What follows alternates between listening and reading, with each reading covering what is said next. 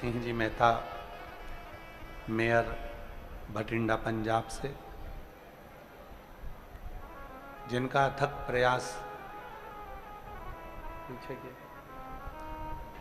प्रयास ये पवित्र कथा के लिए रहा। एक बार श्री अमरजीत सिंह मेहता जी के लिए, श्री पदमजीत सिंह मेहता जी के लिए और पूरे परिवार के लिए जोरदार ताली की गर्जना। जो तीसरी बार कथा भटिंडा पंजाब में पहुंची है। अमरजीत जी, आपको बहुत बहुत साधुवाद है। कोई जिला ऐसा नहीं है जहां पर 3 बार शिव महापुराण की कथा पहुंची, पर भटिंडा पंजाब का पहला ऐसा क्षेत्र है जहां तीसरी बार कथा पंजाब की इस भटिंडा क्षेत्र में पहुंची। और ये सभी भटिंडा वासियों का प्यार है, प्रेम है।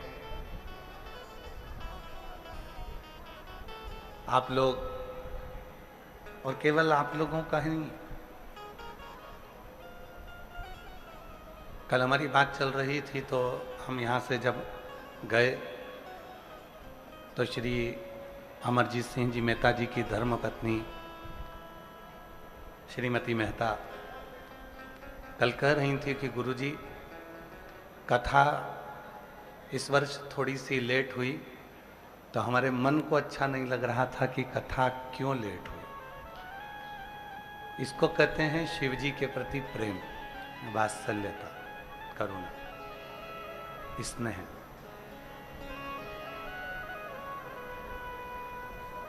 एक मानव का देह, मानव का शरीर, और उस शरीर से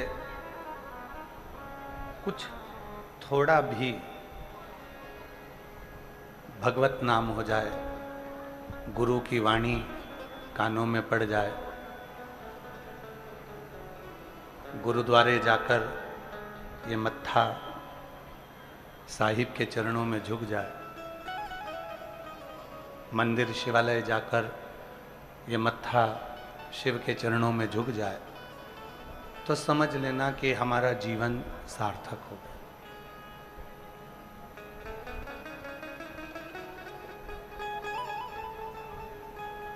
गुरु नानक देव जी ने अपनी वाणी में कहा है कि समता का भाव रखा जाए। कोई बड़े और छोटे का भाव नहीं है।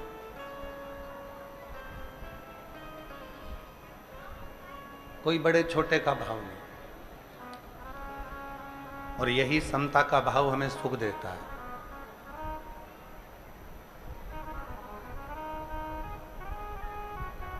लोग अपनी कुर्सी नहीं छोड़ते हैं, स्थान नहीं छोड़ते हैं, पर जैसे आप जमीन पर बैठकर कथा सुन रहे हो, वैसे ही अमरजीत सिंह जी भी, पदमजीत सिंह जी भी ऐसे ही आपके साथ में बैठकर जमीन पर ही कथा श्रवण करते हैं।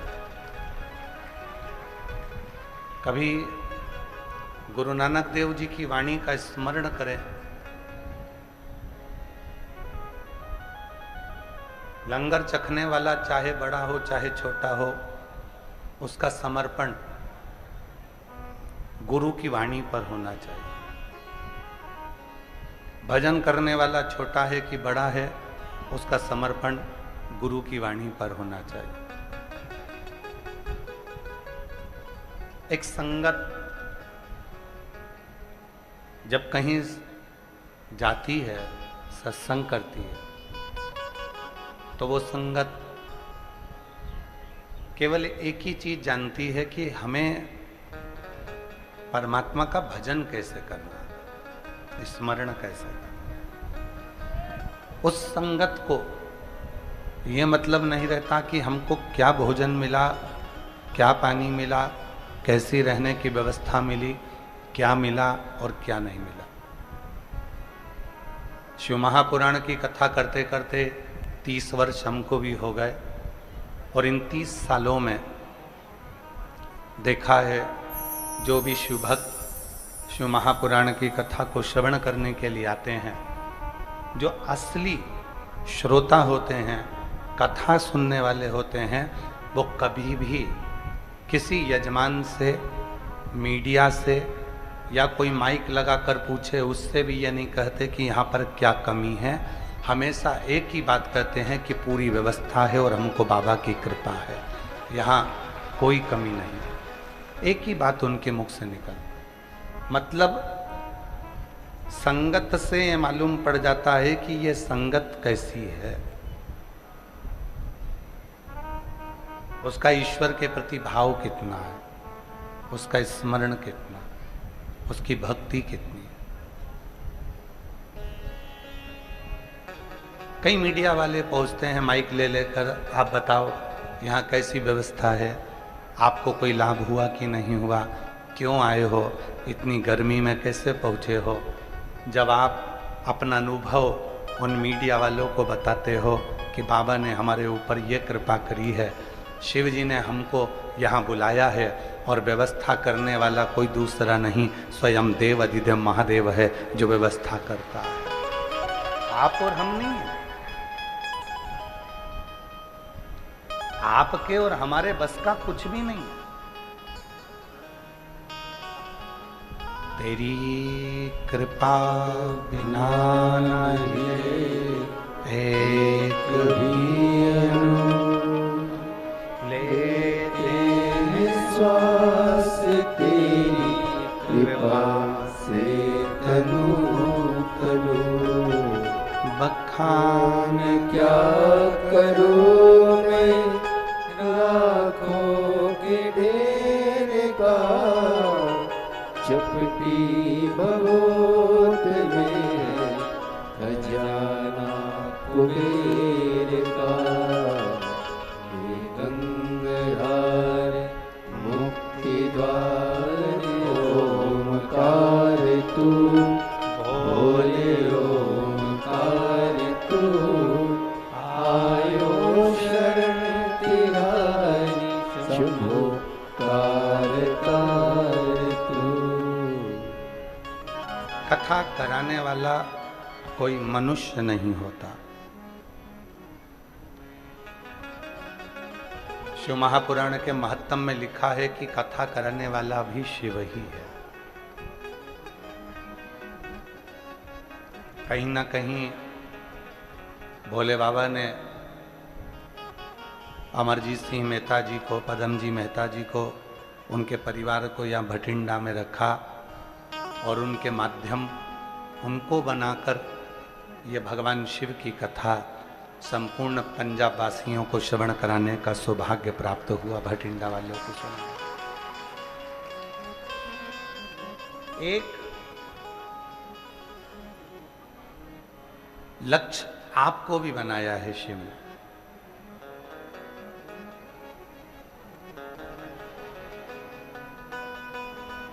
एक बीच का सूत्र आपको भी बनाया है शिव ने। लिखा शिव महापुराण की कथा में, तुमरुका जी चंचुला देवी से कहते हैं जब कोई शंकर की कथा सुनकर जाता है, उसके मुख का दर्शन जो जो करता है, अधोगति में अगर उस जिस मार्ग से शिव पुराण की कथा सुनकर जाने वाला व्यक्ति जिस मार्ग से जा रहा हो, उस मार्ग में अगर कोई अधोगति में मर भी गया हो, किसी के प्राण छूट गए हों, कोई गर्भस्थ मर गया हो, कोई गर्भ से शांत हो गया हो, कोई अचानक एक्सीडेंट में चला गया हो और वो जीवात्मा भी अगर भटक रही होती है, तो जो कथा श्रवण कर कर जा रहा होता है, उसके शरीर की तरंग से वो जीवात्मा तर जाती है, उसको पिंड की भी जरूरत नहीं पड़ती, पिंड की भी जरूरत नहीं पड़ती। ये कथा मानव के जीवन की व्यथा को मिटाने वाली। 3 क्रम है शिव महापुराण। शिव महापुराण की कथा 3 बातों को मार्गदर्शन करती है। पहला, शिव को 1 लोटा जल चढ़ाओ, बन सके शिव की पूजन करो, साधना करो। कई लोग कहते हैं कि हम अगर घर में शंकर जी का शिवलिंग लाकर रख लेंगे तो हम अगर बाहर गए, शिवलिंग घर में रह गया, कोई पूजन करे ना करे तो उसका दोष लगेगा। शिव महापुराण ने स्पष्ट कह दिया, घर के अंदर अगर आपने शिवलिंग लाकर रखा है, कोई शिवलिंग तुम्हारे घर के अंदर रखा है, तुम 2 महीना, 4 महीना, 6 महीना कहीं बाहर भी चले गए, 15 दिन भी चले गए, तुमने शिव जी पे जल नहीं भी चढ़ाया, तुमने शंकर जी की पूजन नहीं भी करी, अगर एक चावल का दाना या एक बेलपत्र शंकर के शिवलिंग पर चढ़ाकर तुम चले जाते हो, भले 8 दिन में आओ, 15 दिन में आओ, 20 दिन में आओ, 1 महीने में आओ, 6 महीने में आओ, तो भी तुमको कोई दोष नहीं लगता। शिव करुणा ही करते हैं और तुम्हारे घर की रक्षा ही करते हैं।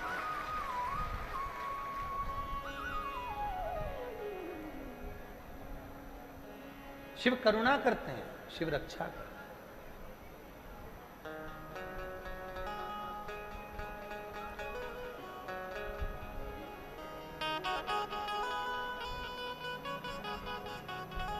हम अगर शंकर जी पे जल नहीं चढ़ा पाए 15 दिन, 20 दिन, कई माताएं कहती हैं कि हमारा रजोधर्म आ जाता है, रजस्वला हो जाती हैं, हम 8-10 दिन काम नहीं कर पाती हैं, 4-6 दिन तक, तो शिव जी दोष तो नहीं देंगे? नहीं। आप जल चढ़ाए तो भी, ना चढ़ाए तो भी, वो शिव है। पिता कभी अपने बच्चों को अपशब्द नहीं कहता, और मान लो गुस्से में आकर अपशब्द कह भी देता है तो पिता अंदर से उसको बद्दुआ नहीं देता, वो दुआ ही देता है कि जैसा भी है मेरा है, मेरा।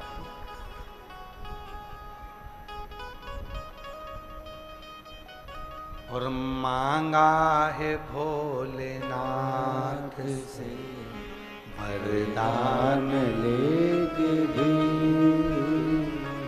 मांगा है भोलेनाथ से वरदान लेके भी, तेरी कृपा बनी रहे जब तक है जिंदगी, तेरी कृपा बनी रहे जब तक है जिंदगी, मांगा है भोलेनाथ से वरदान वरदान लेके भी, मांगा है भोलेनाथ से वरदान लेके भी, तेरी कृपा बनी रहे जब तक है जिंदगी, तेरी कृपा बनी रहे जब तक है जिंदगी, मांगा है भोलेनाथ से वरदान लेके भी, मांगा है भोलेनाथ से वरदान लेके भी। एक वर चाहिए कि उसकी कृपा, उसकी करुणा, उसकी उदारता, उसकी दया बनी रहे, उसकी।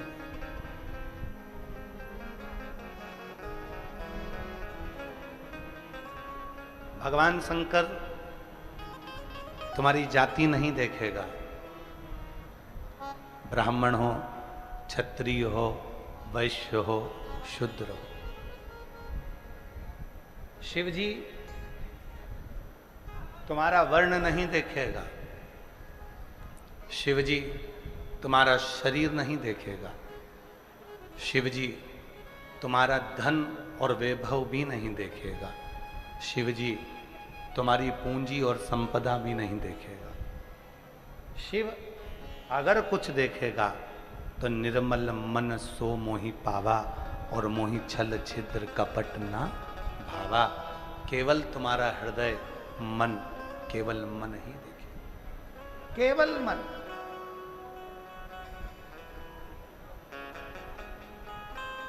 मन के सिवा कुछ नहीं।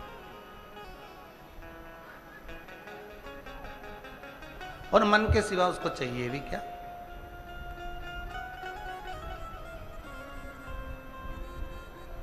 शिव महापुराण की कथा कहती है, एक लोटा जल, आवाज नहीं आई, जम के बोलो, एक लोटा जल, बोल बम का नारा है, श्री शिवाय।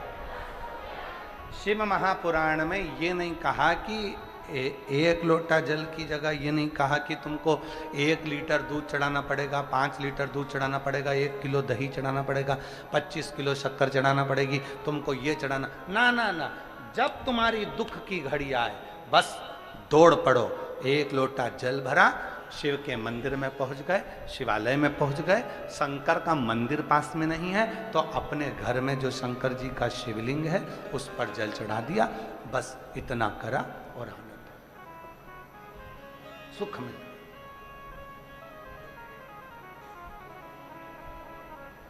यहां शिव को बहुत आडंबर की जरूरत नहीं पड़ती, यहां शिव को बहुत दिखावे की जरूरत नहीं पड़ती। दौड़े, एक पत्र है, अच्छा है, देखो।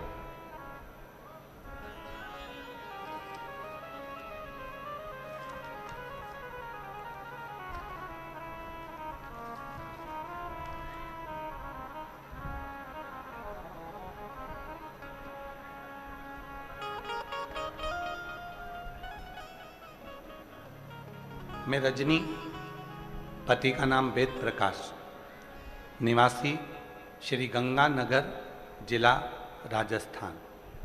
पत्र को एलईडी पर पढ़ सकते हो और कहीं बैठी हों तो हाथ हिला सकती हैं और आ सकती हैं। मैं रजनी, पति का नाम देव प्रकाश, निवासी श्री गंगानगर, जिला राजस्थान की हूँ। गुरुजी आप ही हैं, आ जाओ, आ जाइए। गुरुजी मैं क्या कहूँ, मेरे भोले बाबा का गुरुजी मेरी लड़की राधिका जी, जो केवल 7 साल की है, जो कि जन्म टाइम से डॉक्टर ने लीवर खराब बता दिया था। धीरे धीरे गुरुजी डॉक्टर ने मेरी लड़की को, जब वो बड़ी होती चली गई तो उसका लीवर और खराब हो गया। आखिरी में डॉक्टर ने खाना पीना सब मना कर दिया था। पिछले साल डॉक्टर ने ऑपरेशन का बोल दिया था, पर डॉक्टर का बोलना था लीवर का ऑपरेशन अगर इस लड़की का हो रहा है तो इसकी जो बच्चेदानी है वो भी निकालना ही पड़ेगी, क्योंकि लीवर पूरा सड़ चुका, खराब हो चुका, इसकी बच्चेदानी तक वो पहुंच गया। 7 साल की लड़की का अगर मैं बच्चादानी निकलवा दूं तो आने वाले समय में फिर इसका विवाह कैसे हो? गुरुदेव मन में बहुत दुख हुआ।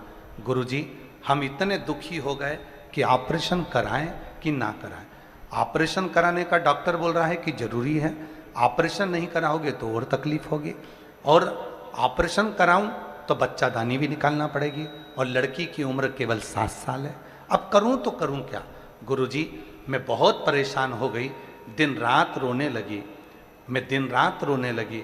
फिर मैंने टीवी पर, आस्था चैनल पर आपकी कथा सुनी, जो पंजाब भटिंडा में 10/3/2025 को चल रही थी।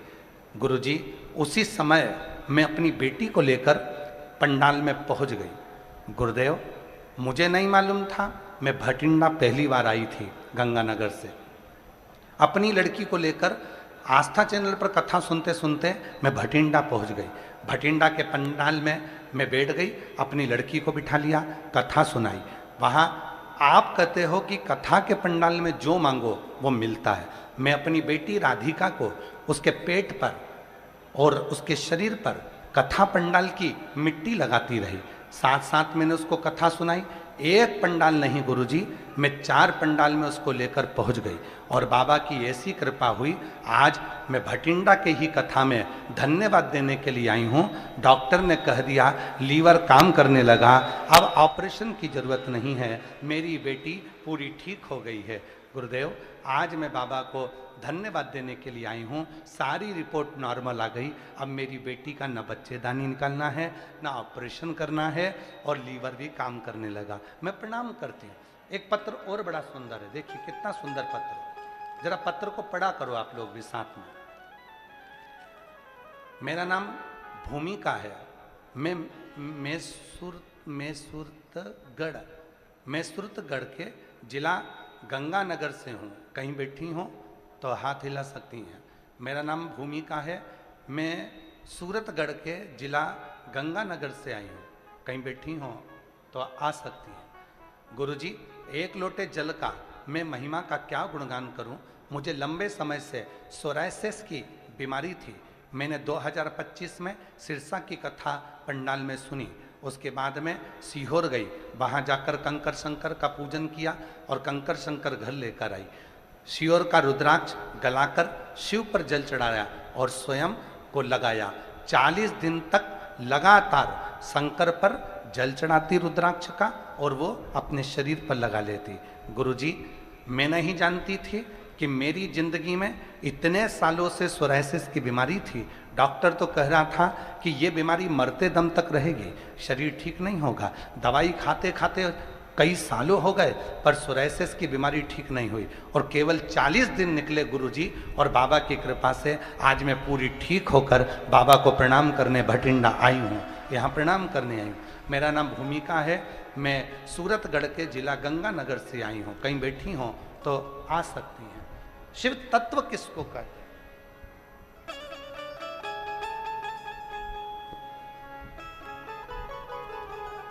मांगा है भोलेनाथ से वरदान लेके भी मांगा है भोलेनाथ बोलो बोलो बोलो से वरदान लेके भी तेरी कृपा बनी रहे जब तक है जिंदगी, तेरी कृपा बनी रहे जब तक है जिंदगी। मांगा है भोलेनाथ से वरदान लेके भी, मांगा है भोलेनाथ से वरदान लेके भी। तेरी कृपा बनी रहे जब तक है जिंदगी, तेरी कृपा बनी रहे जब तक है जिंदगी। मांगा है भोलेनाथ से वरदान लेके भी, मांगा है भोलेनाथ से वरदान लेके भी। ऐसे दयालु नाथ से रिश्ता बनाइए, ऐसे दयालु नाथ से रिश्ता बनाइए। मिलता रहेगा आपको जो कुछ भी चाहिए, मिलता रहेगा आपको जो कुछ भी चाहिए। ऐसा करिश्मा होगा जो हुआ कभी नहीं, ऐसा करिश्मा होगा जो हुआ कभी नहीं। मांगा है भोलेनाथ से वरदान लेके एक ही वर है, एक ही वरदान है, बस तेरी कृपा बनी, तेरी कृपा। शिव महापुराण कथा के 3 क्रम बताए। पहला, शिव को जल चढ़ाओ, पूजन करो।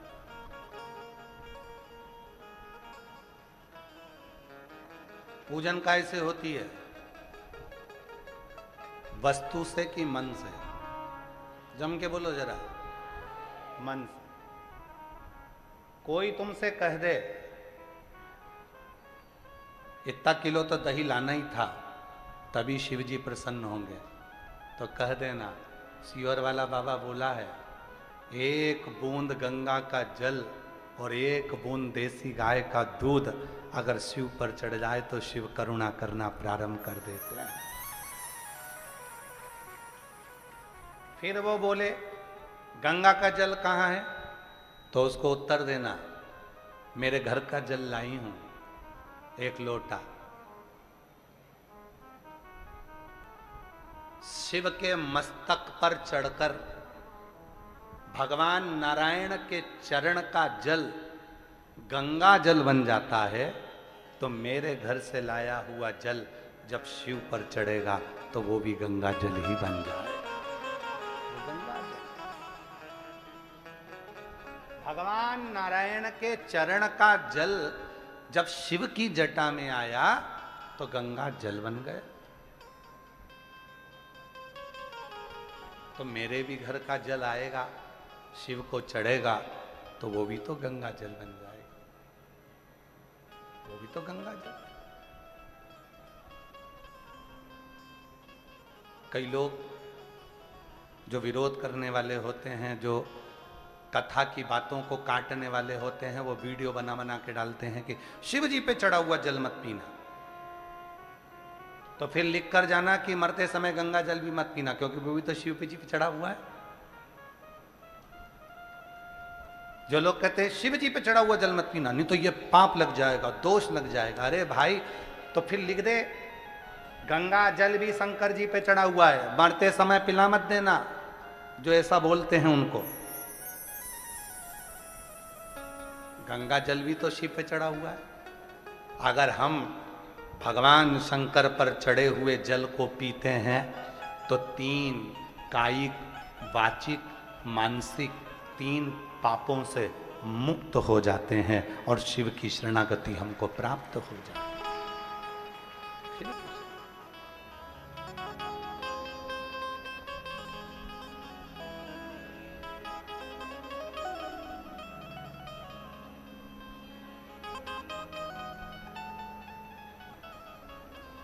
शिव शरणागति प्राप्त हो गई, सुख का अनुभव। 1 लोटे जल का जो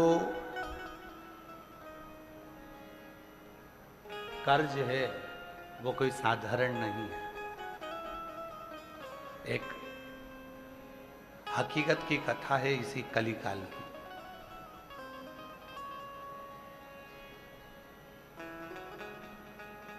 इसी कलिकाल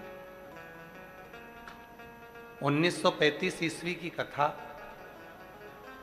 इसी कलिकाल की, ग्वालियर के पास की है।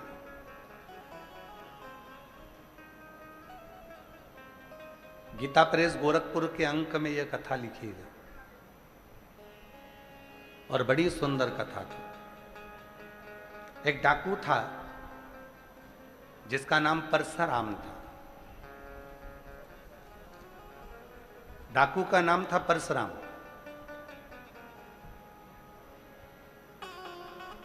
चैत्र का महीना था, बहुत तेज गर्मी पड़ रही थी।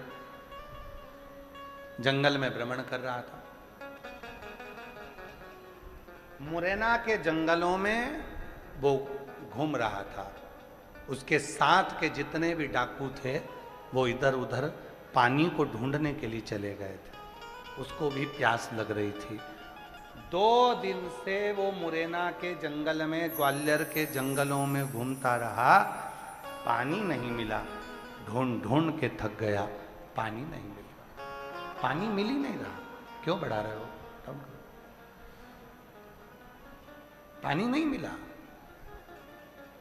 मोरेना के जंगलों में वो ढूंढ ढूंढ कर थक गया, पानी नहीं मिला, जल नहीं, जल मिल ही नहीं रहा।